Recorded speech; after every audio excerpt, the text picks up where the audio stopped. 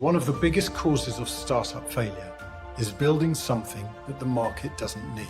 They might think that it's a marketing problem and that's why they can't sell it. What is the problem you're trying to solve? And then do your research to support that. Because of those types of risks, it's harder to get equity funding. Thinking of the grant application like a pitch deck. Sometimes people get excited about a grant and the prospect of free money. I suppose the story has to make sense for the project, but also what it's going to do for the economy and the market and the business. Welcome to this podcast brought to you by MPA and EFN. I'm Talitha Heaton. And I'm Ronnie Munster. In this series, we help business owners up and down the country navigate the sometimes perilous waters of starting their own business. Each week, we talk to business people, learn of their successes and failures and their experiences, and most importantly, gain their shared insights into what it is to run and grow a company in challenging times. Thank you so much, Chloe, for joining us. Thanks very much for inviting me. It's good to meet you, finally. Your book, Make Products That Matter, you've got a very interesting opening sentence, and I thought there'd be a good question around that. Yeah. So one of the things you state is one of the biggest causes of startup failure is building something that the market doesn't need. Yeah. And I thought that's a great opening line. What are your experiences of clients doing that? I think just kind of generally looking at the statistics around startup failure, I think it's about nearly 40% fail because of building a product that nobody needs.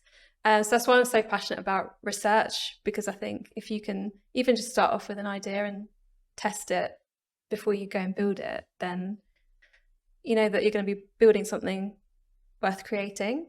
So I have worked and I've seen in places and kind of working with different clients that they might think that it's a marketing problem and that's why they can't sell it.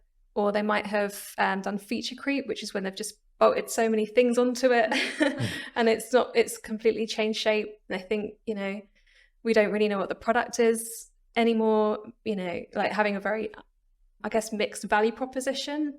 So trying to market it and sell it is difficult. So usually the marketing and sales part becomes really hard because they haven't done the difficult research, easy marketing, kind of that idea, which is later on in the book, kind of talking about how to set yourself up for success with research, not only for product development, but also with like branding, marketing, communications. So the implication for that is people have a brainwave. Whoops, I'm going to make one of those, or whatever it is. Yeah. And then you go and do it without any research. And you've seen examples of that then? Yeah. So I've seen like an AI tool where it was looking at putting things into calendars, but that was kind of based on an idea from personal experience. And so then it was built and, it got a lot of grant funding and things. This was quite a while ago because it was, conceptually like a really good idea, but it was difficult to kind of sell the product because it wasn't doing exactly what people were looking for. So then it meant that a lot of time was spent sort of retrofitting and changing. So instead of having the requirements up front and then building something, that people need, not necessarily want. So that's why understanding the problem space is really important. Then it just meant if you build the wrong thing to start off with, it's just so much more expensive in the long run. So I've seen that. But I like it when people are kind of open-minded as to having an idea, maybe a proof of concept, and then we can use that to go out and test it. Because if there's something more concrete in front of people, then the feedback is a lot more useful in a way because it's not abstract and kind of hypothetical. So I've seen it where we worked with one company and they thought they needed to do analytics for something really complicated, sort of in this particular environment. But when we did the research, those kind of analytics would not have helped them at all because that was kind of 10, 15 years in the future. Right. They needed simple analytics now. So then they pivoted their company towards doing that. And from what I can do, it's been successful. So they've been able to go into, their business knowing that they're building a product that people really need. And we did very thorough research for that So yeah, it's good. One of the things so I get involved in preparing pitch decks for companies, and one of the things I always say you should put in your opening page or two of a pitch deck is, what is the problem you're trying to solve? Yeah. And so what you're saying is that's where you need to start. Yeah. What is the problem you're trying to solve? And then do your research to support that. Yeah, exactly. Because your personal experience as to why you think that there's a problem might be just because of your situation, but you don't know how many other people share it. So if you kind of have an idea from a personal experience, then you might think this is going to help so many people. But then when you actually sort of look into it and how other people experience that problem, then you'll find that there are similarities, but there's parts which are different as well. So if you're going to build a solution for it, then it's kind of good to understand what the problem space looks like. So yeah, it's similar. For pitch decks. And how did you get into research? What led you to kind of working in grants and writing your book? So it's been quite a windy road, to be honest. I think looking back, things can make sense. But I kind of actually started at human resources, and I worked with the NHS for a while, and then I kind of went into recruitment. And so I've always been interested in business and psychology and people. And then I spent most of my 20s studying. So I did a master's and teaching qualification and that kind of thing. So I like being in front of people. So I tried lots of things out, but I kept kind of going back to the research part that I found really interesting when I was doing my qualifications. And I thought, I can't keep changing. I can't be a HR and then a teacher and then something else. I have to stick with one thing. So I thought research will be great because it's very flexible. You can do it anywhere. And I thought, in the future, if I wanted children, then, I've got that skill and qualification to be able to kind of do that. And then when I kind of decided on that, I guess, kind of journey, then I put a CV together for to be in social research after I'd done my PhD and time at the University of Bedfordshire, because I took a year out after that. But I wanted to continue in research, but in a commercial environment. So yeah, I put my CV out there to do social research and market research. And then someone was kind of looking through that library and reached out and asked if I wanted to work at the Transport Systems Catapult. So that's kind of where everything really changed for me, to be honest. I was working with some real experts in the field, particularly in customer experience, and really got introduced to the ideas of Innovate UK, Horizon 2020, what it was back then, which is Horizon Europe now, just kind of almost living in the future. So kind of the idea of autonomous vehicles, it was kind of like they were already here. Yeah. So and also solar panels on charging stations and all that kind of thing. It was very futuristic, and I found that really, really interesting. So that's when I kind of got into innovation. But yeah, I think in terms of grants, that's kind of where that started, and also being introduced to the idea of user research and human-centered design, because I think this guy that I was working with had the yellow book that IDEO had created, which is all about design thinking. And I just really found it fascinating, coming from a social research, sociology background, looking at user research, because it's much more individual and down to behavior and motivations.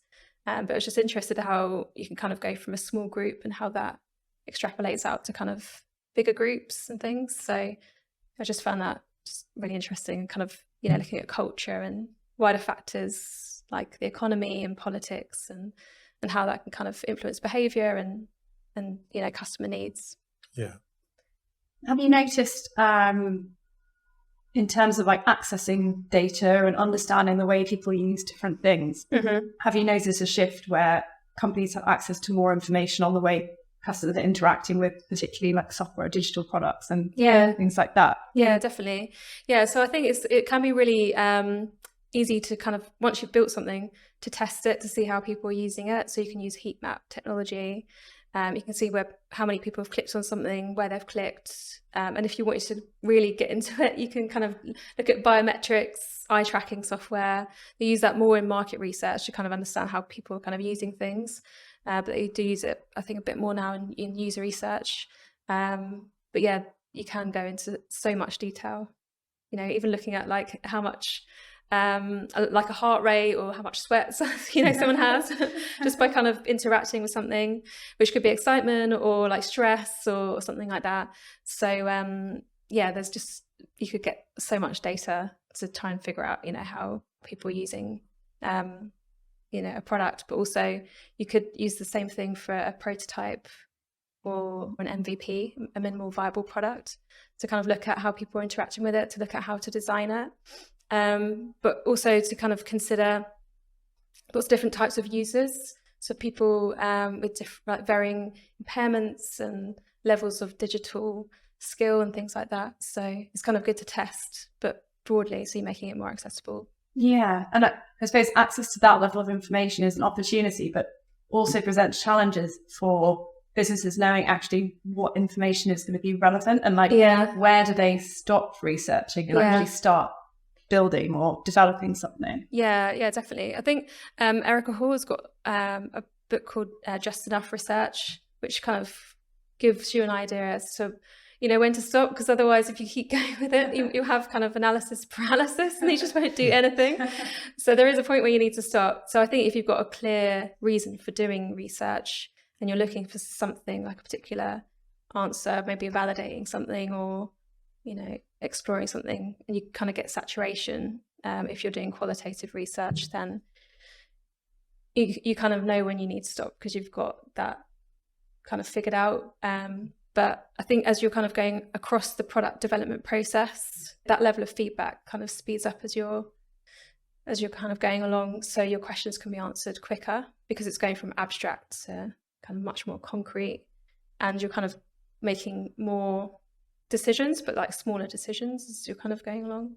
So right at the very beginning, it's very strategic. So then you might want to understand, I think using qualitative research, what that problem space looks like and things. So you might make big decisions there, but then once you've decided on the product that you want to build, then, you can use like prototypes and loads of different types of research to kind of get much quicker feedback to then figure out what it looks like. So, and then you can look at, what do we need to do now as the minimum viable product, or mini value propositions, and what can wait till later, and then you put that on the product roadmap. So you start getting into like product management as you kind of near the end of. So if you're actually starting out, you've got an idea. Mm-hmm. So I came across somebody the other day who's got an idea for an app. It's a bit more than that, but what would you advise? Okay, you say research, but what does that actually mean? What would they do? What advice could we give potential entrepreneurs out there who've got this concept? Yeah. They think that's obviously got a future. Yeah. But are there like steps 1, 2, 3 that they should follow to develop that? Yeah.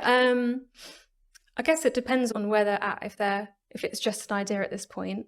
Yeah. Because maybe what they could do is do some qualitative research. So they could have an idea as to who their customers could be, and then you kind of whittle it down to maybe 1 to 3 main groups, and then choose one which you think is highly likely to buy it.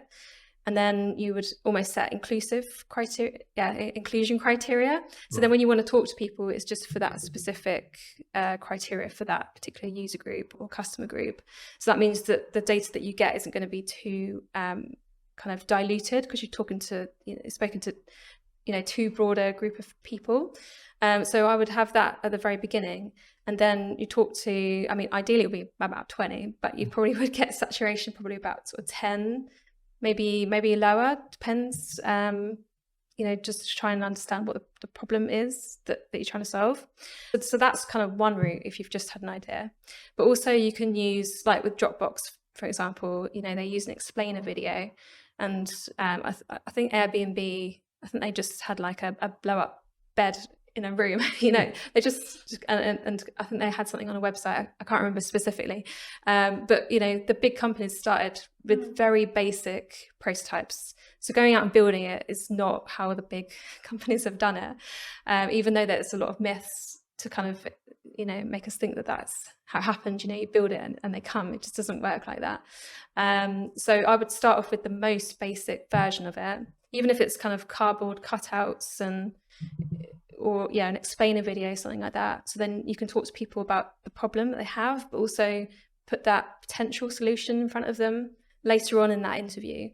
Just ask a bit more around, what do you think about this as a solution to the problem that you've spoken about? So I probably would start there. That would be the ideal. But maybe what they could do if they didn't want to do that, maybe they can do like a landing page and an expression of interest, maybe kind of get a waiting list built up, and maybe do a marketing campaign around it, which guided people to the landing page. That would kind of reach a much broader audience, and then you can get an idea of interest. But with research, it's kind of always good to kind of triangulate. So you have a bit of qual, a bit of quant, just to kind of get a fuller picture, so you can understand the what, but also, why. So what people like, and then like why they like it. So so I probably would do something along that kind of line. Are there any common challenges that you see business owners facing as they're kind of doing this testing and getting the insights? Is it ever a case that they're just very personally invested in an idea and it's hard for them to kind of set the feedback almost? Yeah, definitely. I think that it's really brave, actually, if people do put themselves out there to ask about the product, because if it comes from personal experience, sometimes it can feel really, really personal. And if it doesn't really go down very well, it can almost feel like it's, difficult not to take that personally. But I think if you're open-minded and you're open to feedback, and that it's that everyone just kind of wants to help, particularly if you're really invested in this idea, then people will be kind of willing to give their time. But also you've got to consider bias in that as well. So if you're going to go and do your own research, then you might accidentally maybe sort of make things a bit positive.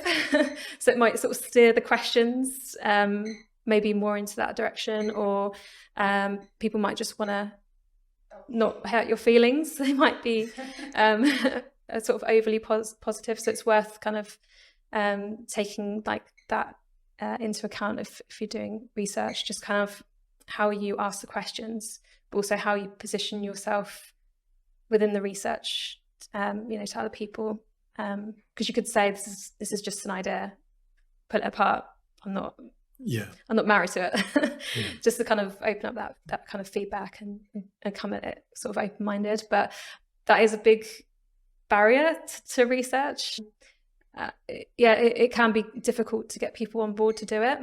But I find once people do it, then they can't really do it any other way, because they see that they're just guessing. It's just a good guess otherwise. And everything's based on assumptions. And then you learn that long, expensive way, rather than this kind of cheaper, let's just test the idea first kind of a way. And I think once you go down that route, then you see the benefits, it's kind of harder to go back to the previous way of working. So if you've got your idea, you've done your initial research, you've had some kind of sense check on it, and you've got the product ready conceptually. Yeah. The biggest problem people have is funding. They might have family or friends who can fund it, but it's often not the case. Yeah. And your expertise is in grants and so on. Yeah. Are there situations where somebody's got literally a thought through concept, perhaps with designs and plans and so on, but they can get grant for effectively a day one development, or is that something that's not really available?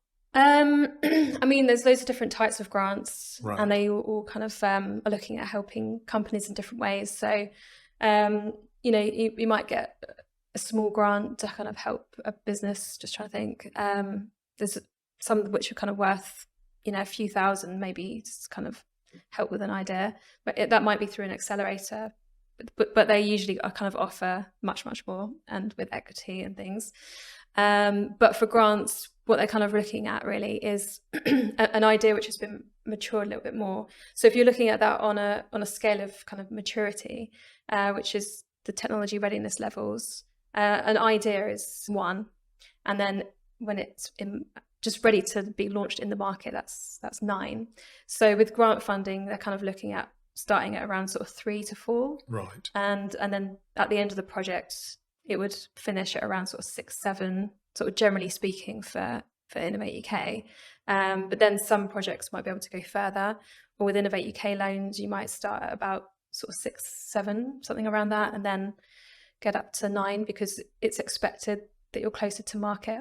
Right. So what they're kind of looking for, particularly Innovate UK, is to have a commercialization plan, and for a lot of that, I guess, conceptual work to have been done already. So you know that it's going to be technically risky to make it into a product that can be applied, but also kind of looking at the customer, I guess that sort of social proof, like that's kind of risky as well. So you've got the commercial risk and technical risk, which is what the grants are designed for. Because of those types of risks, it's harder to get equity funding. Right. So does that mean that there's actually been some beta testing of the product, or not necessarily at that point? I wouldn't say at that point, because beta testing can happen closer to the market, sort of around TRL 8, Right. sort of around there. But maybe sort of early concept testing, proof of concept. But some, like just thinking about postdocs and spin outs, you know, they'd have done a lot of that research, which would have been funded by the university, or not necessarily by them, but maybe the Research Council funding, which has gone through the university and might have supported their studies. So they might be on something, you know, something hugely innovative, but they've matured it from TRL 1 to 3.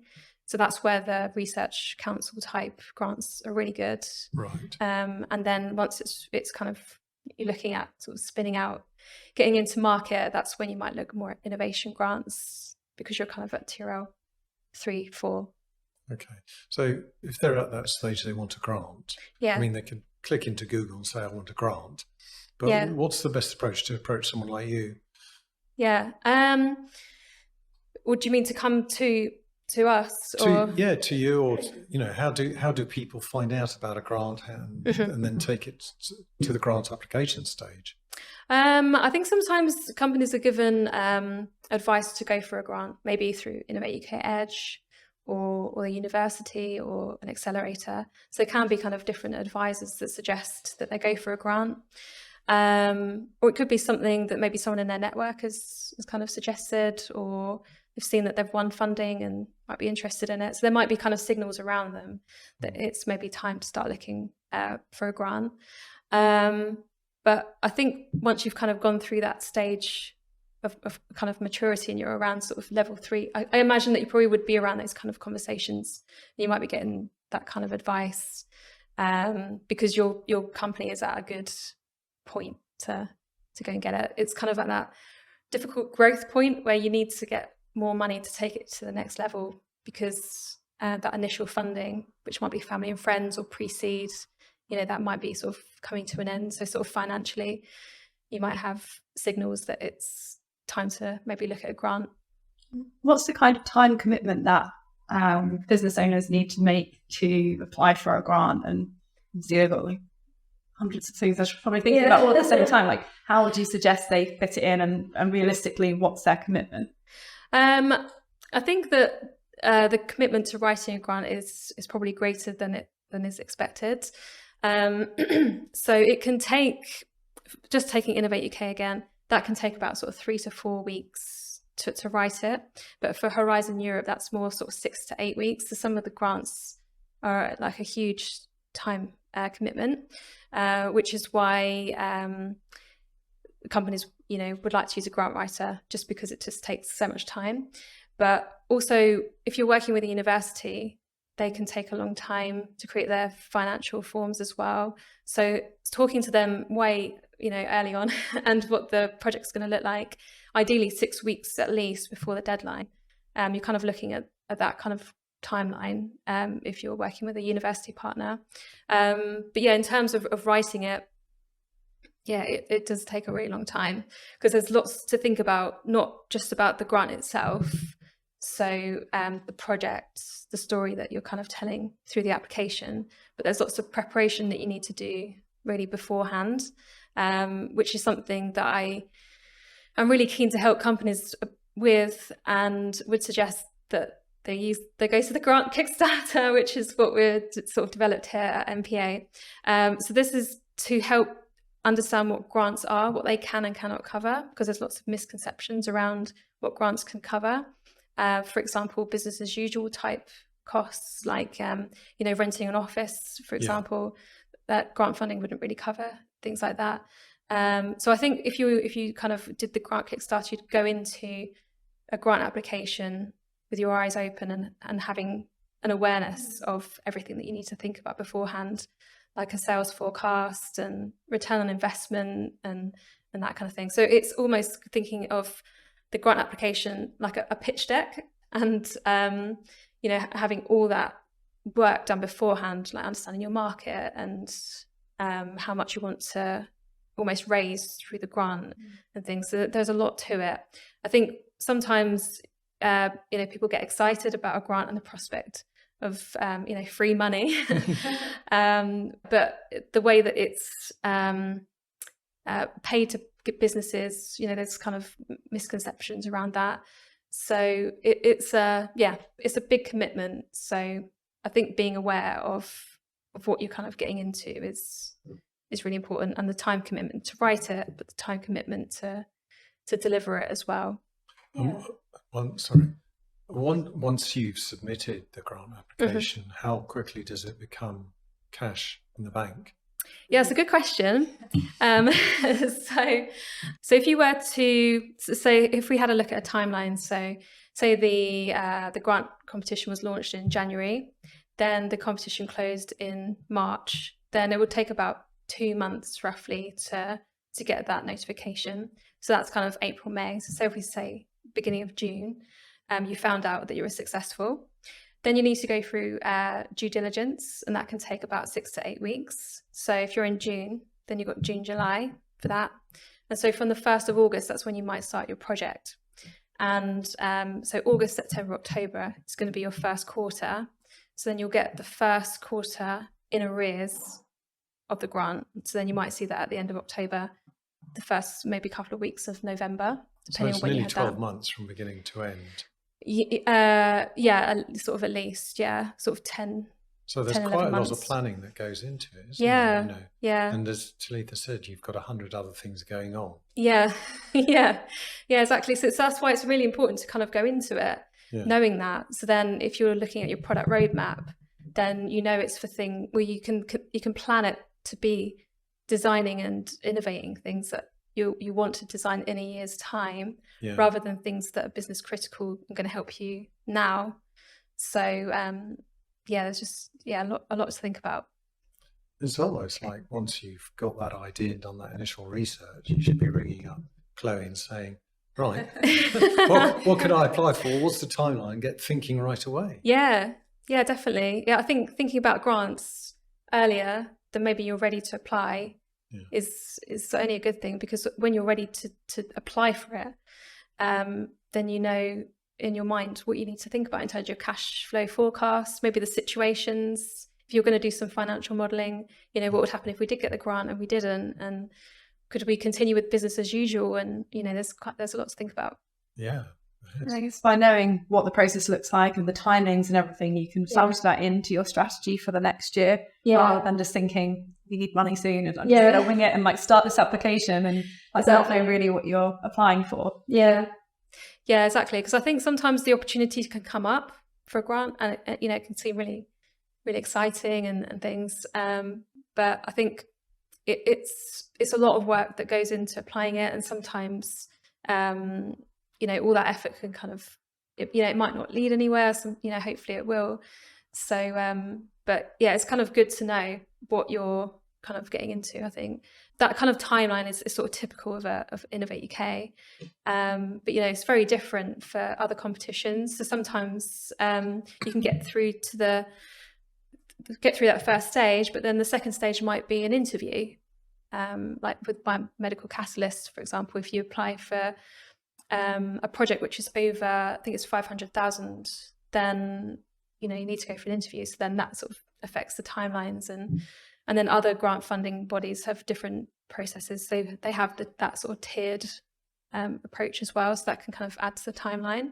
But if you've kind of strategized your grants, and then you think, always look at it in a modular way, like we want to build X now, and we can do with that grant, and then why, then we can maybe use that grant. And they're very separate projects. Right, so that you can have multiple grants in play. Yeah, just as long as you don't have double funding. Right. So the person should be 50-50 across 2 projects doing very different things. Otherwise, you're kind of getting into double funding, which is not allowed with grant funding. And if someone comes to you as an expert in grants, do you say, well, there's a X% success rate, or do we not commit to that kind of? Yeah, so it's difficult. Yeah, I think because there's just so many variables that kind of go into winning a grant application, and also there's just so many different grant types. It is difficult to really have I think it's just hard to have a success fee if you're kind of looking at it from that perspective, because you might have 100% success rate with themed competitions, but then you might have a lower success rate with the SMART grant, for example. So then how do you calculate it? Yeah. But then with the SMART grant, that comes around frequently, but then with the themed competitions, that might be around once or twice a year. So you can't.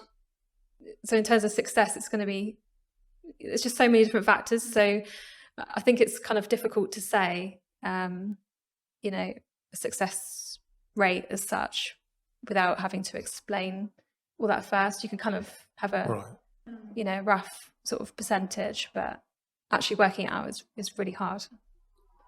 I mean, businesses will obviously go in hoping that they secure the money and hoping to get the grant, but it sounds like if they're going in and taking the approach that you suggest, that is strategic and it is checking in, product market fit and everything else, that actually they're going to walk away with some really valuable information, even if they didn't get the grant, that they could potentially then apply to future kind of fundraising or, the future of the business. Yeah, definitely. Because if you were to get feedback from an Innovate UK grant, you have 5 perspectives on it.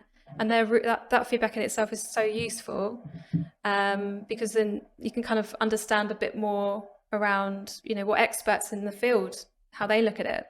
They might think that your business model doesn't make sense, or you were too ambitious with maybe your market analysis or something like that. So, or they kind of struggle to understand the concept. So all that feedback is really useful. So you can take that into consideration when you're updating the next version of that submission. So you can apply for one competition twice, so you can have a resubmission. But yeah, all that's useful to kind of factor in. But also, if you're putting together a pitch deck, for example, all of that feedback's really useful for that. Yeah. Feels a bit like Dragon's Den approach, where although that's obviously for TV and cut in a way to make it highly interesting, but it's that instant feedback is very useful indeed.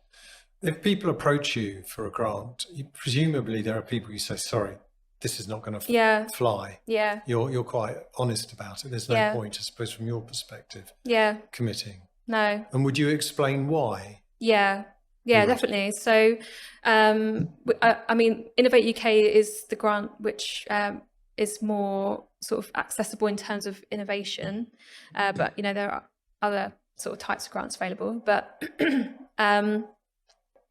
with Innovate UK, for some of their grants, they're kind of looking at a particular type of innovation. So explaining, like maybe looking at continuous improvement, like a incremental innovation, that's not going to be good enough for a grant. Or if you've just got an idea and it's just a vision, that's not going to be you're not ready for a grant yet. But if you've got something where maybe it's just very theoretical and it's never been applied in this way before, or you've got a technology with a completely different application in another field, and it's going to have a huge impact, then things like that is what Innovate UK is looking for, like really disruptive, radical innovation, because it's high risk, because that's why VCs etc. wouldn't want to fund it, so that they're going for highly risky innovation, which is almost that kind of market creating type innovation, or very disruptive to particular markets. Are there any common mistakes that you see businesses making when they're either applying or thinking about what to do next? Like, what would you say are the most common? I would say maybe trying to fit too much into the project, because it, they want to have a good chance of getting the funding, but sometimes trying to do too much can go against you later, because then you didn't achieve maybe everything that you wanted to in that project. So looking at what is going to be viable in the project, and that's something that we do right at the very beginning when we write the grant application, which is build the project and the project plan, and just so everything makes sense, like the amount of labor, the types of costs, the maturity of the innovation, the impact that you say it's going to have on the market. So I suppose the story has to make sense for the project, but also, what it's going to do for the economy and the market and the business and stuff. And does it matter whether it's for business or for the consumer in terms of these grants? As long as it fits other criteria, it doesn't matter. So if I'm going to help, if I've got a project that I think will help, I don't know, a certain kind of business, that's fine as well. Yeah. If it's going to have a big impact maybe in the supply chain, or if it's going to add more value in a value chain, or if it's B2C or B2B or even B2G, like government. Right. That's all fine. Yeah. As long as you kind of explain, your go-to-market strategy and who your customer is, and it's going to have a big impact, then there's no restriction to the particular market. Yeah. I don't know if you have, I'm going to say favorites, but are there any really interesting companies that you work with and you just sort of like, what they're doing is just so amazing, and they have grown beyond obviously the small startup? And I would say I am biased because I love music. But I was lucky enough to work with a music company that was looking at the metadata problem in the music industry, because you've got different artists, producers, writers working on these tracks, but then trying to get royalties for them is, that can be difficult, especially for, DIY musicians that might not, put that metadata into their songs and things. I really like working with them. I thought their product was really good. Recently, I've helped an incubator access money for an accelerator. So that was really good to kind of see the impact of that, because they were able to provide a very unique accelerator for health and life sciences companies. And then that's kind of gone on to help a cohort of companies, like spin outs and startups and things, incredibly interesting businesses that they had. So it was really, really, really nice to be part of writing it, but also to deliver a version of the grant Kickstarter as well. So that was really good to kind of see the effect that grant funding can have, because that rippled out very sort of broadly. So that was the most interesting one, I'd say. Have you seen anything, kind of developing a theme here, have you seen anything that you thought, wow, this is going to change the world? Not in the sense, oh gosh, people aren't going to have to do that, or this will simplify that, or something that's, mind-blowing, if you like. I've seen sort of innovative ideas where, particularly like in health. So I won funding for like an app for tinnitus. So that was good, because there's nothing else like that on the market. So it was to help live with tinnitus, and that was really cool to be part of that. Just trying to think what else. I worked with a company that helped women manage their hormones. Just trying to think what else. I think just kind of there's just so many. I can't think of any kind of on the spot. But I think just even kind of guiding them, even if it's not the right time, sometimes they go off. Like I've spoken to just so many companies, like companies in robotics, and I think that there was a robot arm which was on like a Channel 4 advert at one point. And I was like, oh yeah, I know that. So yeah, that's what I like about grants, because because the writing part is sort of fairly short. It just means that you get to work with a lot of innovative companies and hearing about all their ideas. Just generally, they're very sort of inspirational people. Yeah, very motivated and really good to work with. Yeah. Yeah, it must be really inspiring. I do always think it's amazing how much innovation happens on a small scale, and you just don't get to hear about it like the large corporations, like you see them every day. Yeah. So that must be a really interesting perspective to have on working with those really early stage companies. Yeah, definitely. Yeah, it's just, I mean, there's just so much innovation happening, particularly like bioengineering. I mean, what's happening there is just incredible. I just about understood it when they kind of explained it. But just, on a cellular level, what they're kind of innovating in now is pretty incredible. And that could in the future just have huge implications for health. Just wondering, are we a particularly innovative people in the UK? Do you know how we compare to other nations? Because there's always the sense that the British are very good at inventing things, and then other people take our ideas and use them. Yeah. But, that might be kind of myths. Yeah. I don't know if there's any truths in any of that. Yeah, I'm not really sure. I think it depends on what happens to the idea, and if it's feasible to create and manufacture things in the UK, or if it kind of, needs to go global, or kind of if other countries, I don't know if other countries for certain industries might be better for, developing an innovation. I guess it kind of depends on the industry. But from the companies that I've worked with, there's just so much happening, and particularly in sustainability and net zero and health and things. So, yeah. Do you think the kind of government support and the way that is set up to support innovation and small businesses play a part in that, with things like accelerators and grants and kind of other initiatives? Yeah, I think it does. I think one of the frustrations that companies have with the innovation grant sort of side of things is that it is quite slow, because some innovation and I guess product development, sometimes that can happen very quickly. So having some funds available sooner would be kind of a bit more preferable, maybe kind of more of an accessible process, because it can take a lot of experience to understand what it is that we're looking for. So they do take kind of big strides to do consultations and look at what's happening in the market to make sure that the funding is being focused on the right things.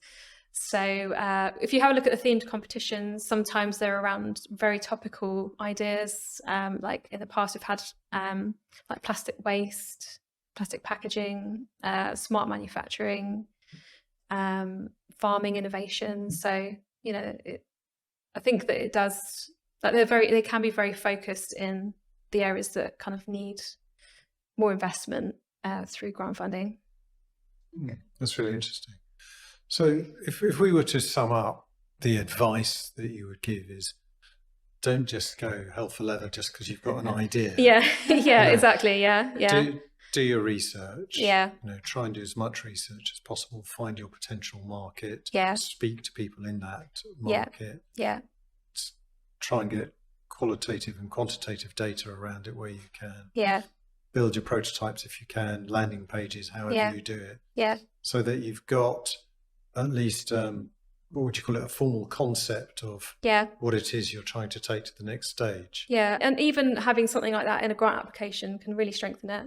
Because if you kind of look at the commercial risk side, and if you've already done all of that work to test the idea, that will only strengthen your application, because then you can prove that there is it's going to get traction once it's in the market. So if you're looking at B2B and you've got expressions of interest and letters of maybe of engagement that they would be interested in buying it after, then that strengthens it. But if you're kind of doing B2C, then showing that you've done your market research, user research, and you've got data, quotes, all that kind of thing. You can put some of those bits into the appendices or highlight quotes in the application. So it's only going to benefit. Yeah. So, yeah. Do we know what the value is of grants in the UK each year?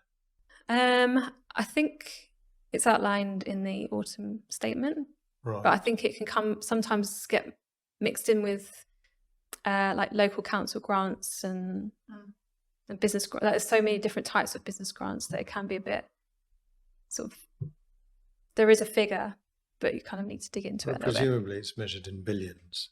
Yeah, I would expect so, yeah. Right. So anybody listening who's thinking about this, yeah, there is an opportunity, providing you present it correctly and use an expert, don't do it yourself.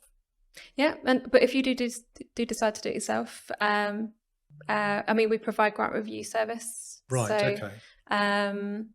So we can give feedback on grant applications before you almost use up your 2 goes at putting it in. So what we can do is coach the the company to implement that feedback as well, because sometimes you might be left with feedback that you're not really sure what to do with. So right, okay, so that's a really useful add-on tool, isn't it? Yeah, and also if you're kind of looking at writing your own grant application, we do grant coaching as well. So we help guide you through the whole thing. Yeah. Okay. So you've got a question, haven't you? So we have started a tradition now of the guest from the previous episode asking a question to the next guest. So the person for you was Mike. And his question to you is, looking back over everything that you've done, if you could change, or if you had to change one thing, what would it be? I guess that's in my career, right?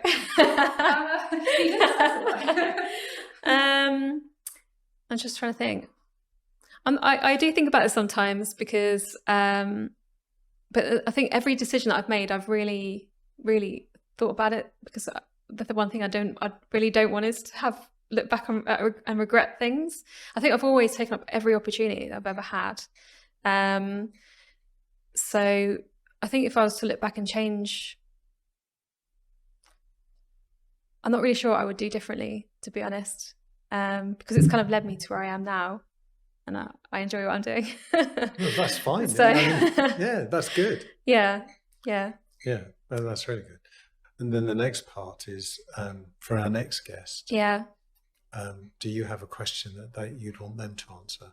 Yeah, I think my question would be, what is the best life advice they've ever had?